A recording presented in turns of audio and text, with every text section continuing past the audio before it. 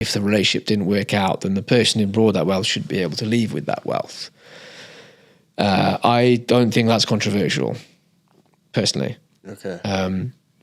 I agree with you, though, that if you get married and you, let's say you build your wealth together, then regardless of whether that was largely one of you, if you were doing it together and you were to do it together the whole time, then I think that so long as you were both contributing to the relationship, which you would have been, then that should be split equally. Yeah. But it's a different situation if someone has accumulated wealth on their own and then they come into a relationship maybe later on in life with someone else, and that's probably where there should be a slightly more complex agreement put in place pre-marriage around how things could be treated if the unfortunate event of separation happened down the line. I don't remember us touching on prenups before, did we? I think you asked me a quick fire question around it, potentially. Okay. Yeah. I think you said something about that, and I gave a really relatively quick answer. I think I said something like, it's personal circumstances, but I think if both are comfortable with a prenup agreement, then I don't see why it's not a sensible thing to do. A prenuptial agreement, is it the signs of a healthy, practical marriage, or is not having a prenuptial agreement the signs of lack of trust in a marriage? Well, I don't think those two things are like a direct cause or correlation with those two things. So if someone has not wanted to enter into a prenup conversation because of fear of being told, well, I won't marry you then I think that is a bit of a problem. If they wanted to enter into a prenup conversation but didn't because of fear of backlash, yes, that's a problem, I think, because you haven't expressed how you're feeling. If you didn't want to enter a prenup because you're not bothered by it, then that's different. So not having the prenup is the outcome. But what's the reason for getting to that point? Did one person want to do it but didn't because of fear of the response, or did you not do it because neither of you wanted to do it in the first place? In which case, the second's perfectly healthy. That's fine. You both chose to do that of your own free will. But if you wanted to have a prenup and you didn't for the wrong reason, then I think you should have had the conversation. Okay, so for, let's say, a man owning 2 properties, getting into a relationship with a woman, now deciding to marry, he says, I want a prenup because I have 2 properties. I want to protect my assets in case things go wrong. Yeah. Which into this day and age, I mean, obviously everyone wants, when you're going to marry somebody, you want it to work out. Yep. If we look at statistics, you just got to be on the safe side, right? Yeah. I don't think there's anything wrong with that. He says, I would like a prenup. She goes, why should we have a prenup? We're getting married, we're joining our lives together. Is that, who's right or wrong in that situation? They're both right. But if he says these are my assets and that's what makes me feel, I want to make sure that that's protected. What's the response to that as to why she's saying, no, I don't want you to have your assets protected?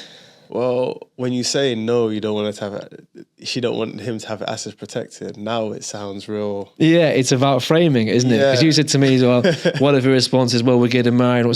She's not actually answering she's not actually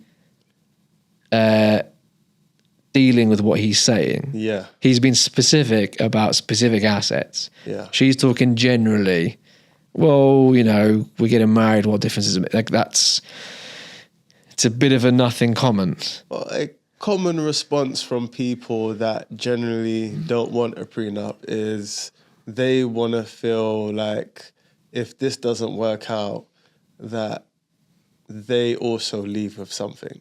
Yeah. They also, they don't go into something and come out of it with nothing, which is understandable to a degree.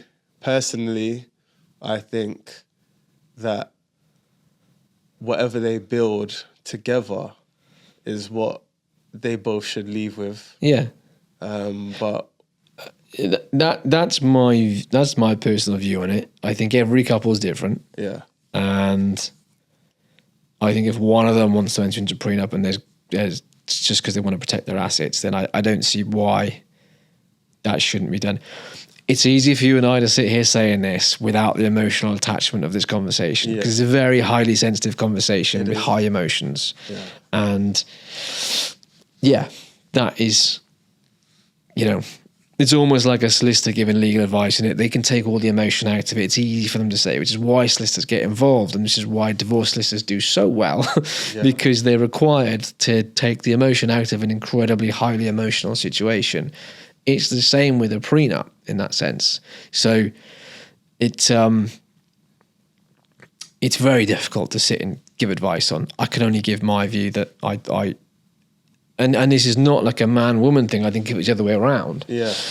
And a woman was saying the same thing. I have a bit more of a logical brain. I work in money. I'm a financial advisor. Yeah. My job is to take emotion out of the situation for clients. And I'm able to do that in some ways for my own self as well, because I've been able to train myself in a good way in that sense. So I'm probably just the type of individual that would be fine with that, whether it was me asking for it to be done or whether I was being asked that someone else wanted to prenup with me. I would be absolutely fine with it. So my personal preference is I don't see the issue, but everybody is different and everyone has different levels of emotions and everyone has different views on how relationships should be managed, and there's no right or wrong. I guess it's just about being open, honest, and make sure you're both on the same page. The last thing you want is to go into a relationship where you're into a marriage where one of you is harboring resentment, or one of you is lacking trust, or have the conversation. Like, if it's a case of not wanting to have the conversation because you're worried about the response, then that's more of a cause for concern than having the conversation and having a bit of a thrash out to find an outcome. But that's the healthy option as opposed to not discussing it in the first place. Okay, and on that note, any divorce lawyers out there, I'd love to have you on the show. Yeah, that'd be an interesting one. Yeah. But please like, share, comment, subscribe. This is the Grow 'em UK podcast.